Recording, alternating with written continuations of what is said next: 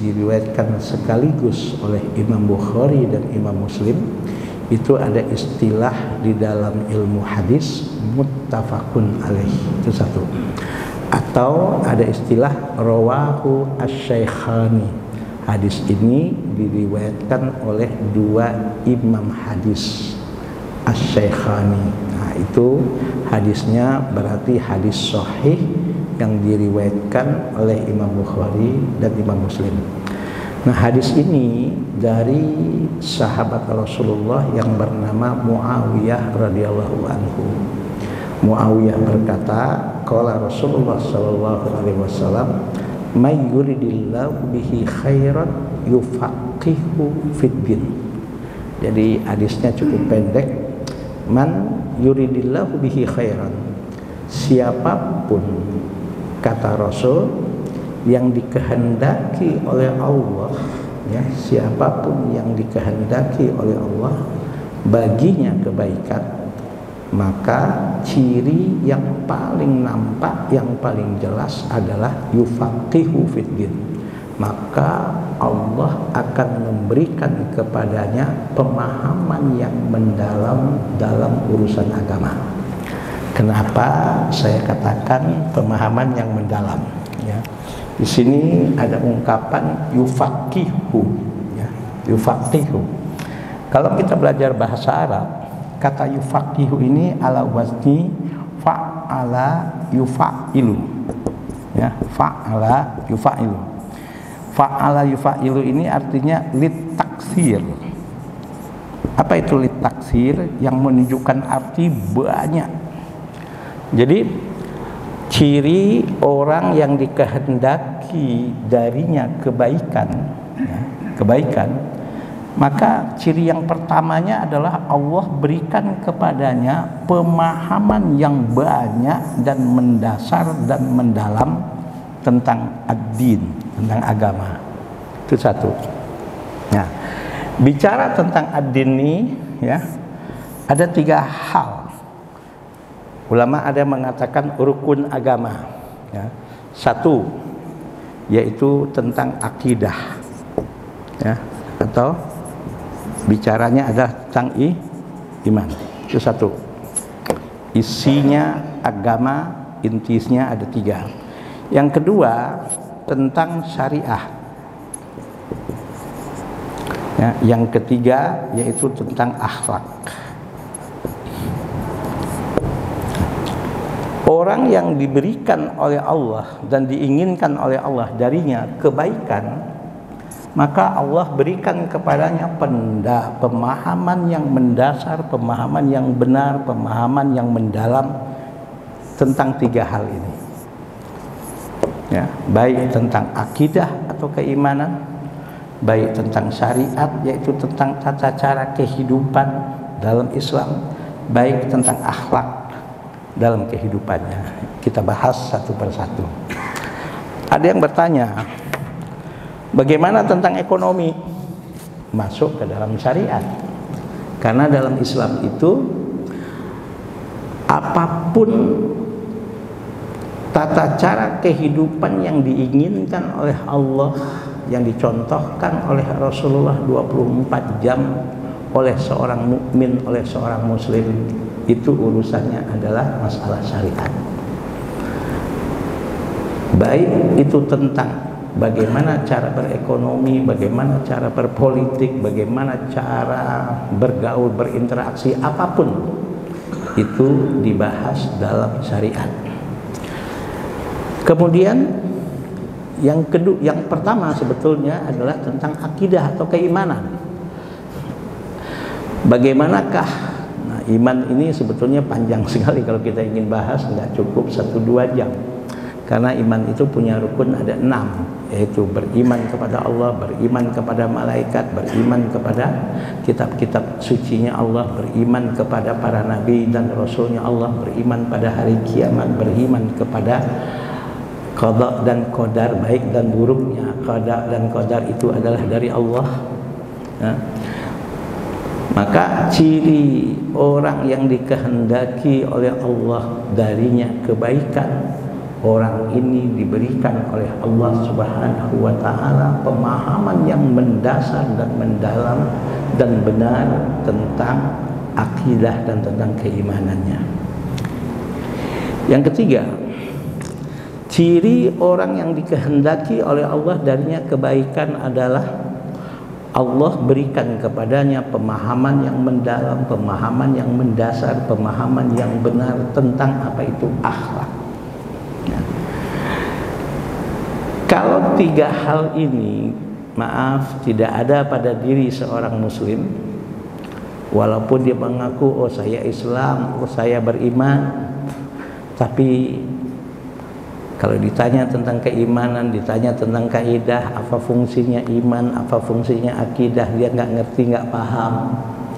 Atau ditanya tentang apa itu syariat, apa fungsinya syariat, apa kedudukan syariat dalam kehidupannya sebagai seorang muslim.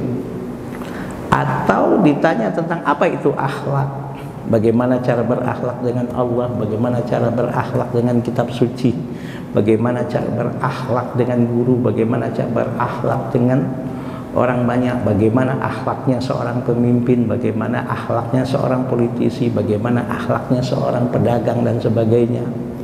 Maaf ya, mudah-mudahan orang seperti ini diberikan hidayah dan diberikan petunjuk oleh Allah dan dibimbing oleh Allah untuk menjadi orang-orang yang senantiasa ya mendapatkan apa yang disebut dengan kebaikan dari Allah Subhanahu wa taala.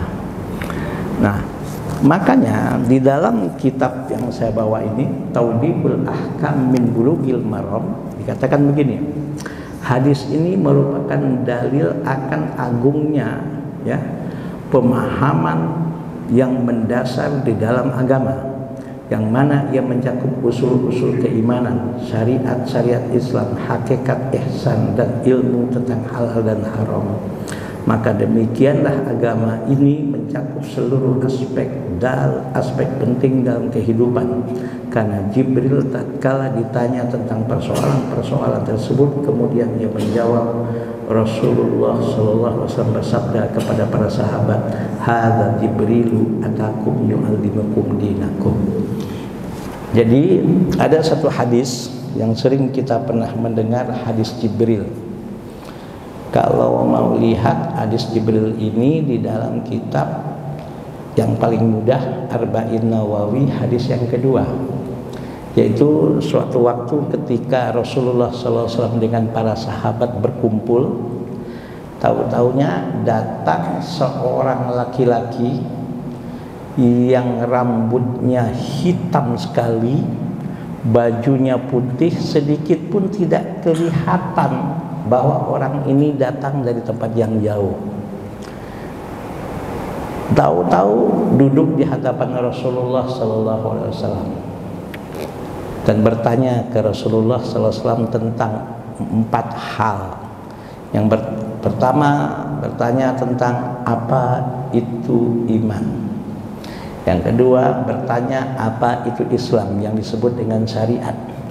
Yang ketiga apa itu ihsan. Kemudian terakhir orang ini bertanya ke Rasulullah apa itu kiamat dan kapan dan apa ciri-ciri kiamat. Nah, tentang kiamat ini Rasulullah katakan dengan diplomasinya, apa kata Rasulullah? Mal mas'ulu bi'a'lama minasain. Orang yang ditanya itu tidak lebih tahu dari orang yang ditanya. Ya. Di akhir orang ini berkata ke Rasulullah, benar apa jawaban engkau ya Rasulullah. Setelah itu orang ini pergi. Yang anehnya kata para sahabat, satu pun di antara kami yang hadir dengan Rasulullah tidak kenal siapa orang ini. Nah, akhirnya Rasulullah bertanya, ya, kamu tahu nggak wahai para sahabatku siapa yang hadir tadi? Apa kata para sahabat? Kami tidak tahu. Dijawab oleh Rasulullah, hadza Jibrilu atakum yu'allimukum dinakum. Itu yang datang tadi malaikat Jibril berbentuk manusia mengajarkan kepada kalian apa sebetulnya inti sari daripada agama yang harus kita imani tersebut. Nah, apa inti sari agama? Ya 3. 1, tentang iman. Yang kedua, apa itu nama syariat. Yang ketiga, apa itu akhlak. Inilah inti daripada agama itu. Maka kata Rasul, siapa orang yang dikehendaki darinya kebaikan, maka dia pasti akan benar dan baik imannya. Yang kedua, maka dia akan benar dan baik dan dalam pengetahuannya tentang apa itu syariat. Maka dia juga akan mempunyai ilmu dan mengenal betul dengan benar dan mendasar apa itu akhlak. Ini ciri orang yang dikehendaki olehnya adalah kebaikan oleh Allah Subhanahu wa Ta'ala. Kenapa kok 3 hal ini menjadi ukuran seseorang itu dikehendaki oleh Allah Subhanahu wa Ta'ala kebaikan darinya? Pertama, apa itu iman? Dan kita sudah tahu iman itu adalah, ya, kalau kita sering berkata apa itu iman, banyak orang yang mengatakan oh iman itu cuma percaya kepada Allah Subhanahu wa Ta'ala. Maaf, kalau iman itu hanya sekedar percaya bahwa Allah sebagai Tuhan kita, maaf, iblis atau syaitan itu boleh dikata lebih percaya, bahkan lebih yakin adanya Allah mungkin dari sebagian manusia. Kenapa? Bahkan mungkin dari kita. Kenapa? Karena iblis atau setan itu pernah bertemu langsung dengan Allah. Bahkan bukan cuma bertemu saja, berdialog dengan Allah. Ya kan Pak? Nah, kita nggak pernah ketemu Allah dan belum pernah ketemu Allah, dan insya Allah nanti nikmat yang paling besar di surga nanti kita akan bisa bertemu dengan Allah Subhanahu wa Ta'ala. Iblis pernah bertemu dengan Allah. Iblis pernah berdialog dengan Allah. Kita belum pernah bertemu dengan Allah. Kalau iman hanya sekedar percaya dan yakin bahwa Allah sebagai Tuhan kita, bahwa Allah sebagai yang maha menciptakan dan yang maha mengatur semua kehidupan kita, maaf, iblis boleh dikatakan lebih beriman dari kita. Kalau iman itu hanya sekedar percaya dan yakin. Kenapa?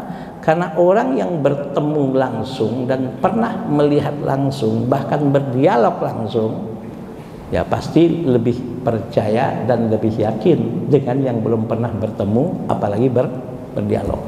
Makanya itu ulama mengatakan apa itu iman? Iman adalah at-tasdiqu bil qalbi wal qawlu bil lisan wal amalu bil arkan. Iman adalah membenarkan dengan hati bahwa la ilaha illallah Muhammadur Rasulullah itu tiada Tuhan selain Allah dan Muhammad itu adalah Rasulnya Allah. Itu dibenarkan dengan hatinya dan dihujamkan dalam qalbunya yang dalam. Dan nggak cukup cuma dimasukkan ke dalam hati, nggak cukup hanya dimasukkan ke dalam hatinya yang dalam, tapi wal qaulu bil lisan, dibarengi dengan ungkapan-ungkapan dan ucapan-ucapannya pun betul-betul menggambarkan dan membuktikan apapun yang keluar dari lidahnya, dan ucapannya pun betul-betul menggambarkan apa yang ada di hatinya tersebut.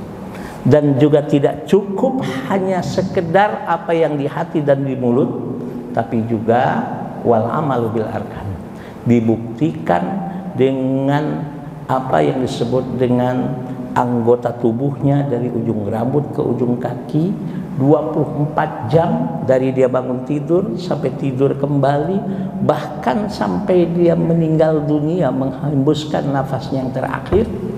Itu menggambarkan dan membuktikan apa yang ada di hatinya dengan apa yang di mulutnya itu tidak berbeda.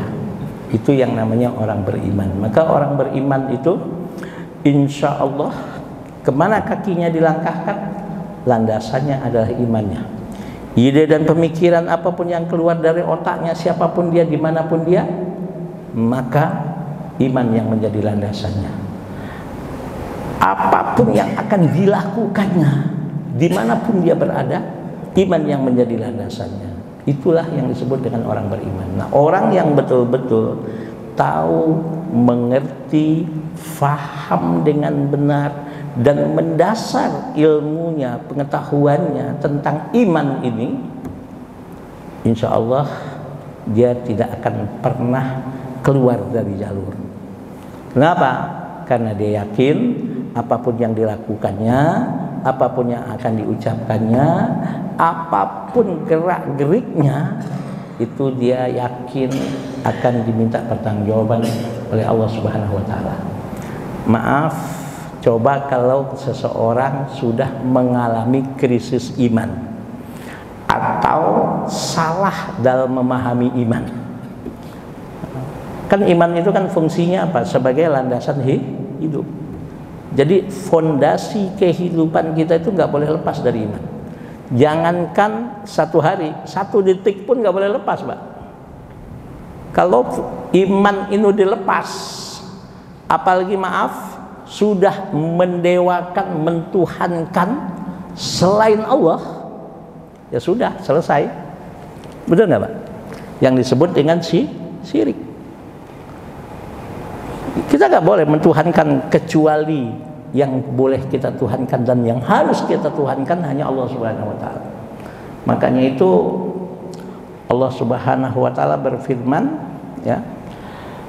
Apa kata Allah? Innallaha la yaghfiru ayyushraka bihi wa yaghfiru ma duna dzalika liman yasha.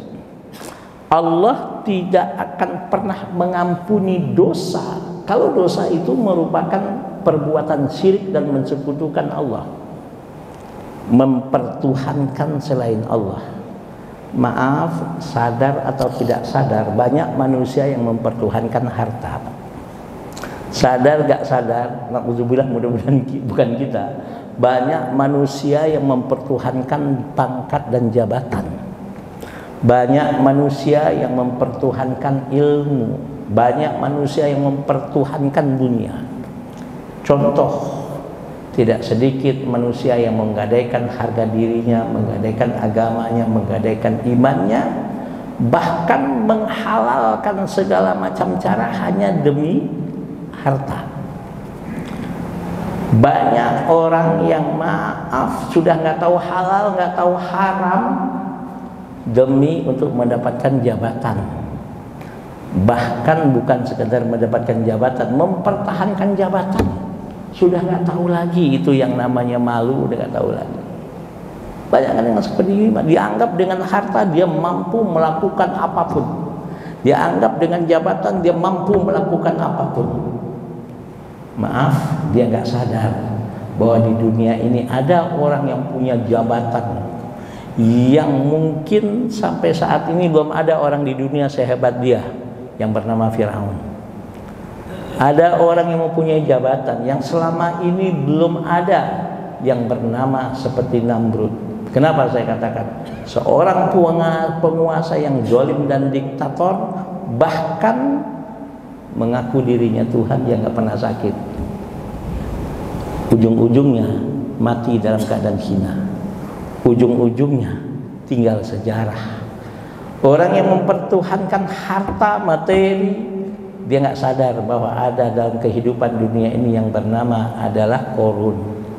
Hartanya, asetnya, kalau boleh dikatakan, mungkin sampai sekarang belum ada orang yang sehebat dan sebanyak korun aset dan harta yang dimilikinya. Ya contoh aja, ya maaf,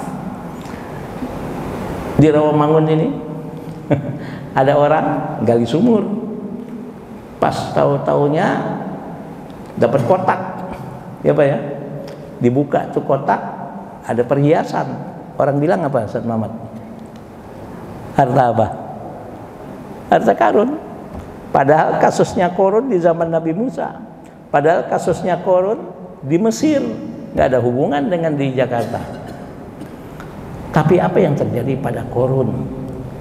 Mati dalam keadaan hina, mati dalam keadaan ditenggelamkan oleh Allah dengan harta-hartanya, dengan istana-istananya, dengan para pengawal-pengawal setianya ke perut bumi.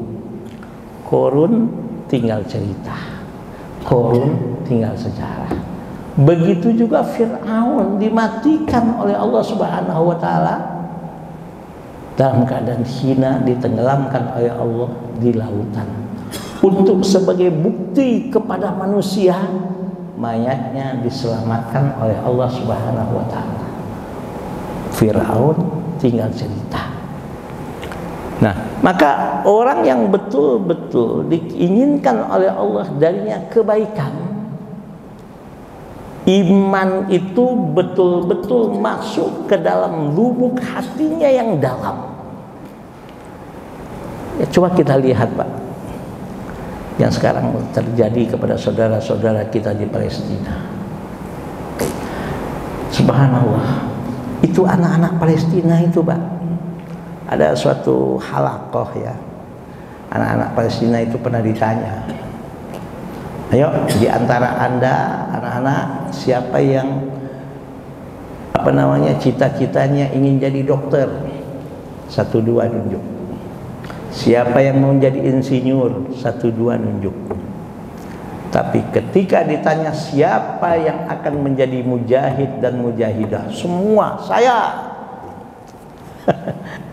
Kenapa, Pak? Anak-anak kecil sudah seperti itu. Bahkan kalau kita dapat informasi yang benar, dan mudah-mudahan informasi ini valid, Pak, siapa itu para mujahid-mujahid yang katanya Hamas dan sebagainya itu, Izzuddin Al-Qassam itu, subhanallah, mereka boleh dikatakan hampir semua orang-orang yang hafal Quran 30 juz, Pak. Orang yang hampir setiap hidupnya, hari kehidupannya puasa Nabi Daud. Subhanallah. Bahkan informasi yang saya dapatkan terakhir, itu sekitar 40.000 anggota. Ini baru Izzuddin Al-Qassam, ya, Hamas. Itu yang diterjunkan baru 5.000 orang, Pak, katanya. Dengan senjata sederhana menghadapi Israel yang dibantu oleh Amerika dengan senjata yang canggih. Mereka tidak punya pesawat terbang, mereka nggak punya helikopter, mereka tidak punya tank-tank yang katanya hebat itu. Coba bayangkan, kocar-kacir, Pak. Subhanallah. Kenapa? Imannya betul-betul. Ya Allah, mereka kalau mati syahid keluarganya bilang apa? Ya sedih sih, sedih, tapi tetap mereka mengatakan subhanallah, alhamdulillah, ayahku, saudaraku, keluargaku sudah di surga, katanya. Ayo. Ini kalau sudah iman yang berbicara. Coba sekarang banyak dunia-dunia, bahkan bukan cuma dunia Islam, Pak, sekarang, Pak, tergerak hatinya. Ada apa pada orang-orang yang ada di Gaza ini, Pak? Kok begitu kokoh, begitu kuat imannya, dan begitu sabar dan tidak gentar menghadapi? Coba bayangkan, bombardir yang tidak berhenti 24 jam, tapi tetap mereka tidak takut yang namanya mati. Kenapa? Karena iman betul-betul sudah jadi landasan kehidupan mereka. Karena mereka yakin apa yang disebut dengan kalau kami menang, kami merdeka, kalaupun kami harus meninggal, kami mati syahid, dan insya Allah pasti akan mendapatkan surga. Inilah yang disebut dengan orang yang betul-betul tahu betul, mengerti betul, faham betul apa itu iman dan apa fungsi iman. Orang yang memfungsikan imannya dalam kehidupannya. Jadi pedagang dia nggak akan culas, Pak, dalam berdagang, Pak, karena dia tahu kebohongan, saya menipu konsumen, saya tidak jujur dalam berdagang. Allah tahu, Allah ngerti, Allah faham, Allah melihat, dan saya akan mendapatkan balasan dari penipuan ini. Menjadi politisi dia, menjadi pemimpin dia tidak akan menjadi pemimpin yang zalim. Karena apa? Iman yang menjadi landasan dalam menjalankan kepemimpinannya. Menjadi politisi dia tidak akan menjadi politisi yang kerjaannya hanya nipu. Maaf, dengan istilah politik itu kotor, nggak ada itu bagi politisi yang menjadikan iman landasan politiknya. Kenapa? Karena dalam Islam itu politik itu tidak kotor. Politik itu adalah salah satu sarana bentuk ibadah pengabdian seorang hamba kepada Tuhannya, kepada bangsa dan negaranya. Dan sebagai seorang politisi mukmin, dia wajib menjadikan iman sebagai landasan dia berpolitik. Nggak akan lahir politisi-politisi yang menghalalkan segala macam cara hanya demi untuk mendapatkan jabatan, apalagi mempertahankan jabatan, kalau iman yang menjadi landasan dalam berpolitik. Kan gitu ya Pak ya. Nah, itu satu, syariat. Nah, apa itu syariat? Syariat itu tata cara kehidupan yang diinginkan oleh Allah. Kalau orang yang betul-betul tahu, ngerti, faham dengan benar dan menjiwai apa itu syariat, oh nggak berani Pak, keluar dari jalur itu nggak akan berani. Insya Allah saya katakan tadi akan lahir pemimpin-pemimpin, pengusaha-pengusaha, pedagang-pedagang, aparat-aparat dan penegak-penegak hukum yang nggak akan keluar dari tatanan, dari tata cara yang diinginkan oleh Allah Subhanahu Wa Taala. Tapi apa yang terjadi coba dalam kehidupan umat manusia ini? Maaf, orang-orang yang dipercaya menjadi aparat dan penegak hukum pun sekarang banyak yang terlibat. Betul Pak? Bahkan bukan cuma sekedar terlibat, bisa dikatakan jadi mafia hukum. Kenapa? Karena iman sudah nggak dipakai di dalam menjalankan tugasnya dan di dalam menjalankan amanahnya. Karena dia dalam menjalankan tugasnya sebagai aparat dan penegak hukum itu sudah keluar dari jalur yang diinginkan oleh Allah Subhanahu Wa Taala. Yang ketiga, rukun agama itu ya adalah akhlak. Apa itu akhlak? Dan ini sudah sering kita bahas. Akhlak adalah asal kata ya, plural dari kata khuluq. Khuluq itu ya, dia satu akar kata dengan al-khaliq dan al-makhluk, yaitu khalaq wa yakhluqu khuluqan. Khalaq wa yakhluqu khalqan wa khuluqan fahuwa khaliqun wa dzaka makhluqun. Kata khuluq isim masdar, kata khaliq isim fa'il dalam bahasa Arab, kata makhluk isim maf'ul. Jadi akhlak itu tidak bisa dipisahkan dari pengertian kata al-khaliq, yaitu Allah sebagai sang maha pencipta, al-makhluk ma siwallah, selain Allah yang diciptakan oleh Allah Subhanahu wa taala. Apapun bentuknya, terutama kita adalah manusia. Maka sering kita bahas di sini apa itu akhlak. Akhlak itu adalah bersumber dari apa yang Rasul katakan, ala inna fil jasadi mudghah idza saluhat saluhal jasadu kulluhu wa idza fasadat fasadal jasadu kulluhu ala wahyal qalbu. Dalam setiap diri manusia ada gumpalan darah, kata Rasulullah. Kalau gumpalan darah ini baik, positif, maka tubuh dan segala yang berhubungan dengan tubuh itu pun akan baik dan positif. Dan apabila negatif, rusak, sakit, maka tubuh dan segala yang berhubungan dengan tubuh itu pun akan rusak dan sakit. Apa itu? Ala wahyal qalbu, itulah hati, itulah isi hati yang disebut dengan budi luhur seseorang. Nah, ini pokok dan dasarnya akhlak. Maka ada pertanyaan, kalau gitu apa itu akhlak? Akhlak adalah isi hati, pikiran, pernyataan, perbuatan, kebiasaan, karakter dan sikap makhluk, dalam hal ini manusia. Jika apa yang ada di hatinya, pikirannya, pernyataannya, perbuatannya, kebiasaannya, karakter dan sikapnya, makhluk itu yang bernama manusia sesuai dengan kehendak sang khalik, tidak keluar dari syariat, karena landasannya adalah iman. Hatinya ini sudah kotor. Apa yang di pikirannya, apa yang menjadi ucapannya, apa yang menjadi perbuatannya, tindakannya, kebiasaan, karakter dan sikapnya, makhluk ini yang bernama manusia sudah keluar dari apa yang diinginkan oleh Allah, yang dicontohkan oleh Rasulullah, karena iman yang sudah bukan jadi landasannya.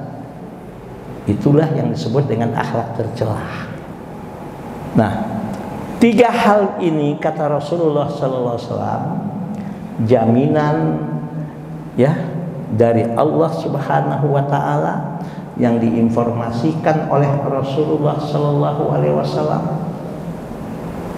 Seorang itu dikehendaki olehnya ya oleh Allah darinya untuk menjadi orang yang baik. Nah, jadi untuk menjadi orang baik itu nggak ujuk-ujuk, Pak. Ada ikhtiar, ada usaha. Salah satunya bagaimana supaya kita tahu, ngerti dan paham tentang agama ini? Ya ikhtiar. Salah satunya hadir di majelis ilmu. Ya bagaimana kita akan tahu, akan ngerti, akan paham dengan benar tentang agama ini kalau nggak pernah hadir di majelis ilmu? Betul kan, Pak? Bagaimana kita akan tahu, akan ngerti, akan paham ini benar atau enggak, ini sesuai atau enggak dengan agama? Saya berbisnis kayak ini udah benar atau belum menurut syariat, menurut agama? Kalau kita nggak pernah mempelajari bagaimana cara berbisnis yang benar secara syariat, bagaimana kita akan mampu menjadi seorang pemimpin yang berakhlak sementara kita nggak tahu apa itu akhlak? Ya cuma di mulut aja. Bagaimana kita akan menjadi seorang ya suami yang baik dan akan menghadirkan kebaikan dalam rumah tangga kita?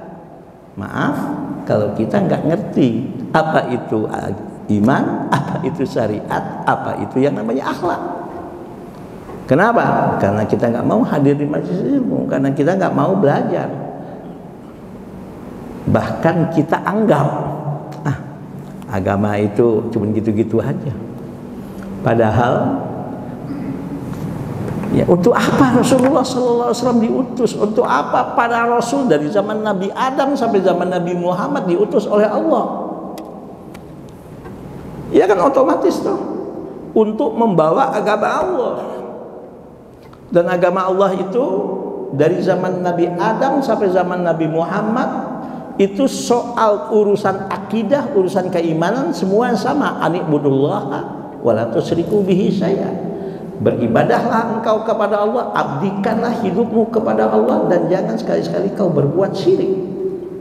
Itu sama. Tapi kalau soal syariat, tata cara kehidupan tergantung kondisi dan tergantung keadaan, kebutuhan. Kenapa zaman Nabi Adam syariat pernikahan adalah kakak, adik, satu emak, satu bapak. Kakak nikah dengan adik, adik nikah dengan kakak. Kenapa? Karena ketika itu belum ada manusia. Kan gitu tuh, Pak. Kenapa kok belum ada undang-undang bagaimana mencuri? Apa yang mau dicuri? Semua yang ada di sini boleh dinikmati hanya oleh segelintir manusia. Nah, jadi syariat itu adalah tata cara kehidupan dari manusia, seorang makhluk, dan semua makhluk dari dia bangun tidur sampai tidur kembali, bahkan tidurnya pun sampai dia mengembuskan nafas terakhir, bahkan setelah meninggal pun ada aturan bagaimana cara memperlakukan mayat seorang muslim dan seorang muslimah yang diinginkan oleh Allah. Bahkan setelah orang itu pun meninggal, dimasukkan ke dalam kubur pun masih ada peraturan-peraturan syariat yang bisa dilakukan oleh orang hidup yang bermanfaat untuk keluarga dan siapapun orang yang sudah meninggal dunia. Inilah Islam gitu loh. Nah, yang ketiga, akhlak. Kalau ingin menjadi manusia yang berakhlak, nggak akan bisa, Pak. Maaf kalau kita sudah lari dari agama ini. Kenapa? Karena Rasul diutus oleh Allah Subhanahu wa taala adalah innama bu'istu liutammima makarimal akhlak. Saya diutus oleh Allah Subhanahu wa taala membawa risalah ini kepada umat manusia. Rasul sendiri yang mengatakan untuk menyempurnakan kemuliaan akhlak dalam kehidupan manusia. Kenapa? Wa ma arsalnaka illa rahmatan lil alamin. Tidaklah aku mengutus engkau hai Muhammad menyampaikan risalah ini kepada umat manusia illa rahmatan lil alamin, kecuali bagaimana lahir dan timbul dan tercipta dalam kehidupan, segala aspek kehidupan ini, kehidupan yang penuh dengan rahmatan lil alamin, rahmat dan kasih sayang kepada seluruh kehidupan yang ada di alam semesta ini. Nah inilah maka Rasul menjamin may yuridillahu bihi khairan yufaqihu fiddin. Siapa yang diinginkan oleh Allah darinya kebaikan, ciri pertama dan utamanya kata Rasul, Allah Subhanahu wa taala berikan dia pemahaman yang benar, mendasar dan mendalam tentang pokok-pokok agamanya. Tapi maaf, tidak ujuk-ujuk, semua harus ada ikhtiar dan usaha. Dari siapa? Dari kita yang ingin, kalau ingin lahir dari kita kebaikan dan kebajikan, dan insya Allah kita menjadi orang-orang yang seperti ini. Ada pertanyaan silahkan, kalau enggak kita lanjutkan. Monggo Pak. Ustaz Muhammad silakan kalau ada pertanyaan. Oke Pak, ya. Mau tanya Pak, monggo. Nggak ada? Oke. Usikum wa nafsi wa iyaya bitaqwallah. Maka sering saya katakan Islam itu tidak mengenal ajaran sekularisme. Islam itu nggak mengenal ajaran liberalisme. Islam itu nggak mengenal ajaran materialisme. Islam itu nggak mengenal ajaran-ajaran itu. Ya Islam selesai. Apa itu Islam? Islam adalah ajaran, ya, 24 jam kehidupan umat Islam yang mengucapkan asyhadu an la ilaha illallah wa asyhadu anna muhammadar rasulullah. Yang saya katakan tadi, iman wajib dijadikan landasan kehidupannya, the foundation of life-nya. Syariat tata cara kehidupannya tidak boleh keluar dari apa yang diinginkan oleh Allah, dari yang dicontohkan oleh Rasulullah SAW. Ya, kenapa? Karena seorang muslim itu idealnya dan seharusnya adalah menjadi manusia yang berakhlak karimah. Menjadi seorang bapak, jadilah seorang bapak yang berakhlak karimah. Menjadi seorang istri, jadilah seorang istri yang berakhlak karimah. Menjadi seorang pedagang, menjadilah seorang pedagang yang berakhlak karimah. Menjadi pemimpin, jadilah pemimpin yang berakhlak karimah. Menjadi aparat dan penegak hukum, jadilah aparat dan penegak hukum yang berakhlak karimah. Kalau dia mengaku sebagai aparat dan penegak hukum yang muslim atau yang beriman, apapun profesinya, iya. Kenapa? Karena Islam adalah ajaran yang tidak memisahkan antara agama dengan kehidupan sehari-hari. Karena setiap aspek kehidupan umat beragama dalam Islam, kalau dia beriman, 24 jam iman yang harus jadi landasan kehidupannya. Syariat, tata cara kehidupan, bagaimana cara berdagang, bagaimana cara berinteraksi dengan masyarakat, bagaimana cara menjadi pemimpin, apapun profesinya, tak boleh keluar dari tuntunan syariat. Kenapa? Karena yang diinginkan oleh Allah adalah, yaitu yang dimaksud oleh Rasul, innama bu'itsu liutammima makarimal akhlak. Karena apa? Karena seorang muslim itu harus menjadi sumber rahmatan lil alamin. Tutur katanya rahmatan lil alamin. Kebijakan-kebijakan yang diambilnya rahmatan lil alamin. Itu Islam. Tapi masuk ajaran-ajaran yang saya katakan tadi yang merusak. Oh, agama itu urusan pribadi, iman itu urusan pribadi, ini urusan dagang, Bung. Ini pasar, Bung, jangan ngomongin agama. Ntar kalau ngomongin agama di masjid, di musola lagi pengajian, di pasar nggak usah ngomongin agama. Apa yang dijual aja dulu, untung berapa sekarang. Ntar kalau ngomongin agama di masjid, di musola, di pengajian. Ini politik, Bung. Politik itu kotor. Nggak ada hubungan dengan agama. Agama ya agama, politik ya politik. Maaf, kalau politik itu kotor, maaf, bubarkan semua fakultas-fakultas ilmu politik yang ada di Indonesia ini, Pak. Baik fakultas-fakultas sosial politik yang ada, yang negeri maupun yang swasta. Kenapa? Kalau politik itu kotor, berarti ngajarin para mahasiswa yang kuliah di fakultas ilmu politik ini jadi orang-orang kotor, jadi orang-orang jahat. Ngapain ada fakultas yang seperti ini? Politik itu tidak kotor kalau didasari oleh iman, kalau tidak keluar dari syariat. Kalau orang yang berpolitik, yang menjadi politisi ini niatnya adalah menjadi para politisi yang berakhlak karimah. Ada lagi ajaran liberalisasi, liberal. Oh, manusia tuh bebas melakukan apapun, ekonomi liberal, politik liberal, pergaulan liberal. Sampai rasa cinta dan kasih sayang pun, oh saya sebagai manusia bebas saya memberikan rasa cinta dan kasih sayang saya kepada siapapun. Saya laki-laki ingin berbagi cinta dengan laki-laki, itu urusan saya. Saya sebagai perempuan ingin berbagi cinta dengan perempuan sesama jenis saya, itu urusan saya. Astagfirullahaladzim. Maka ketika agama ditinggalkan, iman sudah tidak menjadi landasan hidup, syariat sudah tidak menjadi tata cara kehidupan, akhlak karimah sudah ditinggal, maaf, yang hadir dalam kehidupan bukan kebaikan, justru kehancuran dan boleh jadi malapetaka. Mudah-mudahan kita menjadi orang-orang dengan kehadiran kita dimanapun kita bisa menjadi manusia-manusia yang soleh dan solehah, sehingga dengan hadirnya kita dimanapun kita berada, lahirlah apa yang disebut dengan rahmatan lil alamin.